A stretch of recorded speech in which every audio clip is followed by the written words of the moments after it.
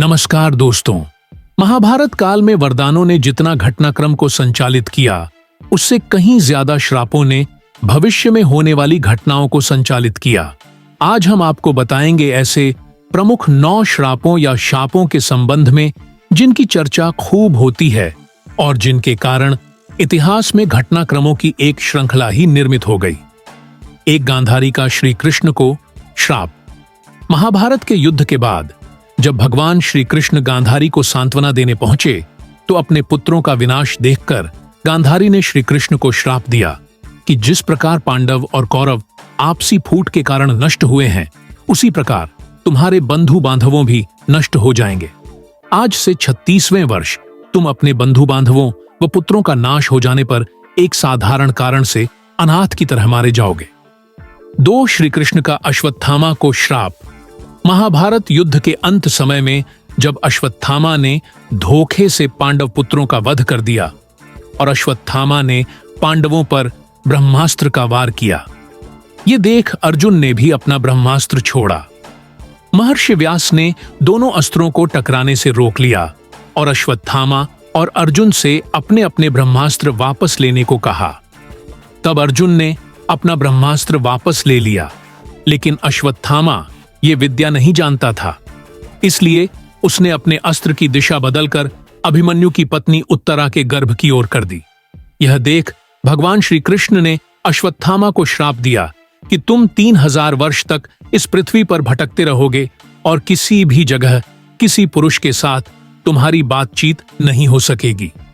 तुम्हारे शरीर से पीप और लहू की गंध निकलेगी, इसलिए तुम मनुष्यों के बीच नहीं रह सकोगे, दुर्गम वन में ही पड़े रहोगे। 3 द्रौपदी का घटोत्कच को श्राप।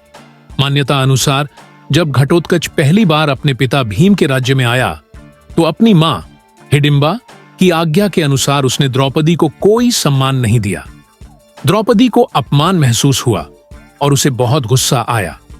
वह उस पर चिल्लाई कि वह एक विशिष्ट स्त्री है, वह युधिष्ठिर की रानी है, वह ब्राह्मण राजा की पुत्री है तथा उसकी प्रतिष्ठा पांडवों से कहीं अधिक है। और उसने अपनी दुष्ट राक्षसी मां के कहने पर बड़देहों, अर्षियों और राजाओं से भरी सभा में उसका अपमान किया है। जा दुष्ट, तेरा जीवन बहुत छोटा होगा तथा तू बिना किसी लड्ढाई के मारा जाएगा। यदि यह श्राप नहीं होता तो घटोत्कच अकेला ही कौरव सेना का नाश कर देता। 4 अंबा का शाप। सत्यवती शांतनु के पुत्र विचित्र वीर्य के युवा होने पर भीष्म ने बलपूर्वक काशीराज की 3 पुत्रियों का हरण कर लिया और वे उसका विवाह विचित्र वीर्य से करना चाहते थे, क्योंकि भीष्म चाहते थे कि किसी भी तरह अपने पिता शांतनु का कुल बढ़े। लेकिन बाद में बड़ी राजकुमारी अंबा को छोड़ दिया गया क्योंकि वह शाल्वराज को चाहती थी। लेकिन शाल्वराज के पास जाने के बाद अंबा को शाल्वराज ने स्वीकार करने से मना कर दिया। अंबा को परशुराम भी न्याय नहीं दिला पाए। बाद अंबा ने अपनी देह त्यागते वक्त बहुत ही द्रवित होकर भीष्म को कहा कि तुमने मेरा जीवन बर्बाद कर दिया और अब मुझसे विवाह करने से भी मना कर रहे हो। मैं निस्सहाय स्त्री हूं और तुम शक्तिशाली। तुमने अपनी शक्ति का दुरुपयोग किया। मैं तुम्हारा कुछ भी नहीं बिगाड़ सकती, लेकिन मैं पुरुष के रूप में दोबारा जन्म लूंगी और तब तुम्हारे अंत का कारण बनूंगी। गौरतलब है कि यही अंबा प्राण त्याग कर शिखंडी के रूप में जन्म लेती है और भीष्म की मृत्यु का कारण बन जाती है। 5 पांडु को दिया अर्षि ने शाप। भीष्म की प्रतिज्ञा के बाद कुरुवंश का इतिहास बदल गया। धृतराष्ट्र के अंधे होने के कारण पांडु को हस्तिनापुर का शासक बनाया गया। एक बार राजा पांडु अपनी दोनों रानियों कुंती और माद्री के साथ आखेट कर रहे थे कि तभी उन्होंने मृग होने के भ्रम में बाण चला दिया, जो एक अर्षि को जाकर लगा। उस समय वह ऋषि अपनी पत्नी के साथ सहवास कर रहे थे और उसी अवस्था में उन्हें बाण लग गया, इसलिए उन्होंने पांडु को श्राप दे दिया कि जिस अवस्था में उनकी मृत्यु हो रही है, उसी प्रकार जब भी पांडु अपनी पत्नियों के साथ सहवासरत होंगे तो उनकी भी मृत्यु हो जाएगी। उस समय पांडु की कोई संतान नहीं थी। अब उनके लिए यह संकट की बात हो गई थी। जब उन्होंने यह बात कुंती को बताई तो कुंती ने उन्हें अर्षि दुर्वासा द्वारा उनको मिले वरदान की बात कही। इस वरदान से कुंती किसी भी देवता का आवाहन कर उन्हें बुलाकर उनके साथ नियोग कर सकती थी। विवाह पूर्व उन्होंने सूर्यदेव का आवाहन किया था, जिसके चलते कर्ण का जन्म हुआ था, लेकिन कुंती ने लोक लज्जा के कारण उसे नदी में बहा दिया था। पांडु मान गए। तब कुंती ने एक एक कर कई देवताओं का आवाहन किया। इस प्रकार माद्री ने भी देवताओं का आवाहन किया। तब कुंती को 3 और माद्री को 2 पुत्र प्राप्त हुए, जिनमें युधिष्ठिर सबसे ज्येष्ठ थे।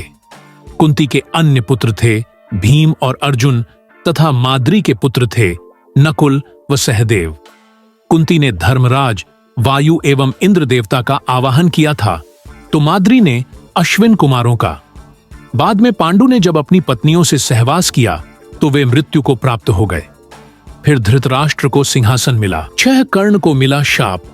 जब द्रोणाचार्य ने कर्ण को ब्रह्मास्त्र विद्या सिखाने से इनकार कर दिया, तब वे परशुराम के पास पहुंच गए।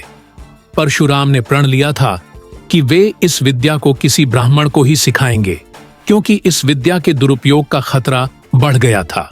उस काल में तापस, कुशाग्र, विनम्र, ब्रह्मज्ञाता और विद्यावान लोगों को ही ब्राह्मण कहा जाता था।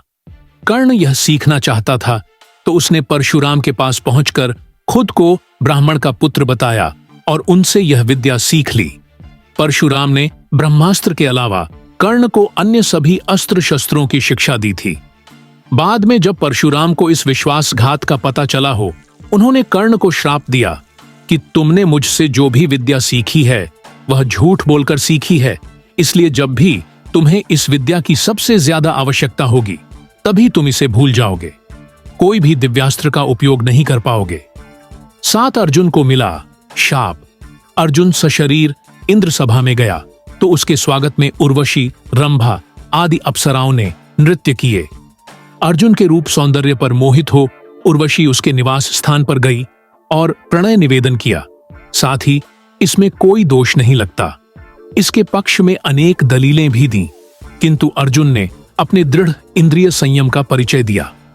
उर्वशी अपने कामुक प्रदर्शन और तर्क देकर अपनी काम वासना तृप्त करने में असफल रही, तो क्रोधित होकर उसने अर्जुन को 1 वर्ष तक नपुंसक होने का शाप दे दिया। अर्जुन ने उर्वशी से शापित होना स्वीकार किया, परंतु संयम नहीं तोड़ा। जब यह बात उनके पिता इंद्र को पता चली तो उन्होंने अर्जुन से कहा, हे पुत्र, तुमने तो अपने इंद्रिय संयम द्वारा राक्षियों को भी पराजित कर दिया। तुम जैसे पुत्र को पाकर कुंती वास्तव में श्रेष्ठ पुत्र वाली है। उर्वशी का शाप तुम्हें वरदान रूप सिद्ध होगा। भूतल पर वनवास के 13वें वर्ष में तुम्हें अज्ञातवास करना पड़ेगा। उस समय यह सहायक होगा। उसके बाद तुम अपना पुरुषत्व फिर से प्राप्त कर लोगे। इस शाप के चलते अज्ञातवास के समय अर्जुन ने विराट के महल में नर्तक वेश में रहकर विराट की राजकुमारी को संगीत और नृत्य विद्या सिखाई थी। तत्पश्चात वे शाप मुक्त हो गए थे। 8 दुर्योधन को मिला शाप। एक बार धृतराष्ट्र के दरबार में महर्षि मैत्रेय उपस्थित हुए। मैत्रेय जी ने कहा कि राजन, तीर्थ यात्रा करते हुए वहां संयोगवश काम्यक वन में युधिष्ठिर से मेरी भेंट हो गई। वे आजकल तपोवन में रहते हैं। उनके दर्शन के लिए वहां बहुत से आर्षि मुनि आते हैं। मैंने वहीं यह सुना कि तुम्हारे पुत्रों ने पांडवों को जुए में धोखे से हराकर वन भेज दिया। वहां से मैं तुम्हारे पास आया हूं। उन्होंने धृतराष्ट्र से इतना कहकर पीछे मुड़ते हुए दुर्योधन से कहा, तुम जानते हो पांडव कितने वीर और शक्तिशाली हैं। तुम्हें उनकी शक्ति का अंदाजा नहीं है शायद, इसीलिए तुम ऐसी बात कर रहे हो। इसीलिए तुम्हें उनके साथ मेल कर लेना चाहिए। मेरी बात मान लो। गुस्से में ऐसा अनर्थ मत करो। महर्षि मैत्रेय की बात सुनकर दुर्योधन को क्रोध आ गया और वह व्यंग्यपूर्ण मुस्कुराते हैं पैर से जमीन कुरेदने लगा। और हद तो तब हो गई जब उसने अपनी जांघ पर हाथ से ताल ठोंक दी। दुर्योधन की यह उद्दंडता देखकर महर्षि को क्रोध आया। तब उन्होंने दुर्योधन को शाप दिया, तू मेरा तिरस्कार करता है, मेरी बात शांतिपूर्वक सुन नहीं सकता।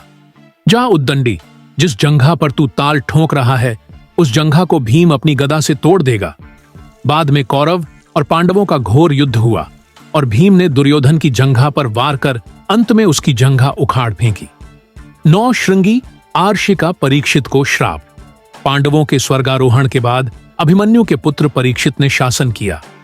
उसके राज्य में सभी सुखी और संपन्न थे। एक बार राजा परीक्षित शिकार खेलते खेलते बहुत दूर निकल गए। तब उन्हें वहां मौन अवस्था में शमीक नाम के आर्षी दिखाई दिए। राजा परीक्षित ने उनसे बात करनी चाहिए, लेकिन मौन और ध्यान में होने के कारण आर्षी ने कोई जवाब नहीं दिया। ये देखकर परीक्षित बहुत क्रोधित हुए और उन्होंने एक मरा हुआ सांप उठाकर अर्शी के गले में डाल दिया। यह बात जब शमीक ऋषि के पुत्र श्रृंगी को पता चली तो उन्होंने श्राप दिया कि आज से 7 दिन बाद तक्षक नाग राजा परीक्षित को डंस लेगा, जिससे उनकी मृत्यु हो जाएगी।